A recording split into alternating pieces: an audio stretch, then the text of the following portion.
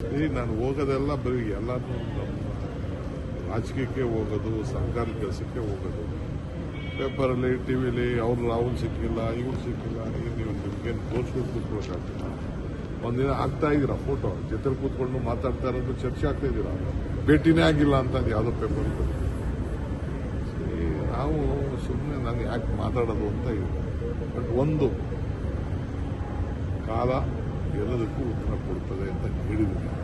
ಅಷ್ಟು ಬಿಟ್ಬಿಟ್ಟು ನಾನು ಚರ್ಚೆ ಮಾಡೋಕ್ಕೆ ಹೋಗಲ್ಲ. ಸರ್, ಹೈಕಮಾಂಡ್ ಒಳ್ಳೆ ನ್ಯೂಸ್ ಕೊಡುತ್ತೆ ಅಂತ ನಿನ್ನೆ ತಮ್ಮ ಅವರು ಹೇಳಿದ್ದಾರೆ ಸರ್. ತಮ್ಮನು ಹೇಳ್ತಾ ಇದ್ದಾರೆ, ಕಾರ್ಯಕರ್ತರು ಹೇಳ್ತಾ ಇದ್ದಾರೆ, ನೀವು ಹೇಳ್ತಾ ಇದ್ದೀರಿ. ತಮ್ಮ ಬೆಂಬಲಿಗರು ಕೂಡ ಸಾಕಷ್ಟು ನಿರೀಕ್ಷೆ ಯಾರು ಹೇಳಿದ್ರಿ? 140 ಜನ ನನ್ನ ಬೆಂಬಲಕ್ಕಿದ್ದಾರೆ. 140 ಜನ ಬೆಂಬಲಕ್ಕಿದ್ದಾರೆ, ಇನ್ಕ್ಲೂಡಿಂಗ್ ಚೀಫ್ ಮಿನಿಸ್ಟರ್ ನನ್ನ ಬೆಂಬಲಕ್ಕಿದ್ದಾರೆ. ನಿಮ್ಗೆ ಗೊತ್ತಿದೆಯಾ ನಾನು ಚೀಫ್ ಮಿನಿಸ್ಟರ್ ಏನು ಮಾತಾಡಿದ್ದೀವಿ ಅಂತ?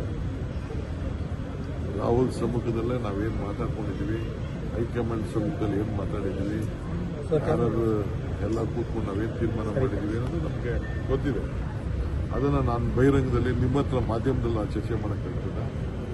ನಾನು ಚರ್ಚೆ ಮಾಡೋಕ್ಕೆ ಹೋಗುದಿಲ್ಲ.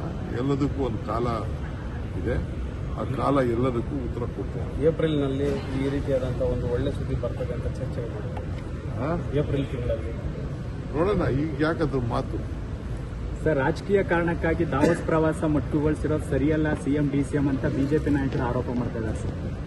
ಹೇಳ್ತಿರೋದು ಅರ್ಥ ಇದೆ, ನಾನು ತಪ್ಪು ಅಂತ ನಾನು ಹೇಳೋದಿಲ್ಲ. ನಾಳೆ ಬೆಳಗ್ಗೆ ಈ ಪ್ರಶ್ನೆ ನಾನು ಕೇಳಿ. ಸರ್, ಡಿಜಿಪಿ ರಾಮಚಂದ್ರ ರಾವ್ ಅವರು ತುಂಬಾ ಜನ ಮಹಿಳೆಯರ ಜೊತೆ ಕಚೇರಿಯಲ್ಲಿ ಅಶ್ಲೀಲವಾಗಿ ವರ್ತಿಸಿರೋ ವಿಡಿಯೋಗಳಿಗೆ ವೈರಲ್ ಆಗಿದೆ. ತಮ್ಮ ಕಚೇರಿ ಯೂನಿಫಾರ್ಮ್ ಅಲ್ಲೇ ಈ ರೀತಿ ಅಸಭ್ಯವಾಗಿ ವರ್ತಿಸಿದ್ದಾರೆ. ನನಗೆ ಗೊತ್ತಿಲ್ಲ.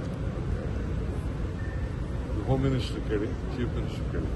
ನನಗೆ ಅದ್ರ ಬಗ್ಗೆ ಏನು ಗೊತ್ತಿಲ್ಲ.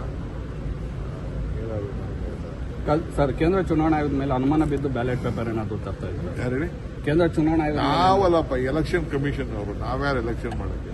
ಅದಕ್ಕೊಂದು ಎಲೆಕ್ಷನ್ ಕಮಿಷನ್ ಇದೆ, ಸ್ಟೇಟ್ ಎಲೆಕ್ಷನ್ ಕಮಿಷನ್. ಸರ್ಕಾರ ಕಂಟ್ರೋಲ್ ಬರುವುದಿಲ್ಲ ಅವರು.